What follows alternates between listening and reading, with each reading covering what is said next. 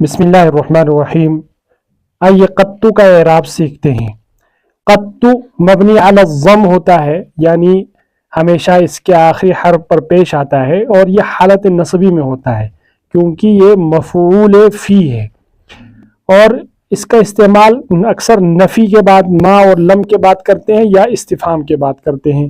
مثال کے طور پر ما فعلت ھذا قط، میں نے یہ کبھی نہیں کیا، تو یہاں قطو مفعول فی ہے، حالت نصبی میں ہے۔ قطو کا مطلب ہے کہ زمانے ماضی میں، جو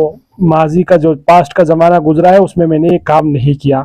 اور یہ کہنا درست نہیں ہے لا افعل ھذا قط، میں کبھی یہ نہیں کروں گا، کیونکہ افعل جو ہے مضارع کے لیے ہے یا مستقبل کے لیے، اور قط جو ہے خاص ماضی کے ساتھ ہوتا ہے۔ کبھی کبھی قط پر جو ہے فا داخل کرتے ہیں، فا زائدہ، صرف لفظ کو خوبصورت بنانے کے لیے، جیسے ان دی سیارۃ فقط،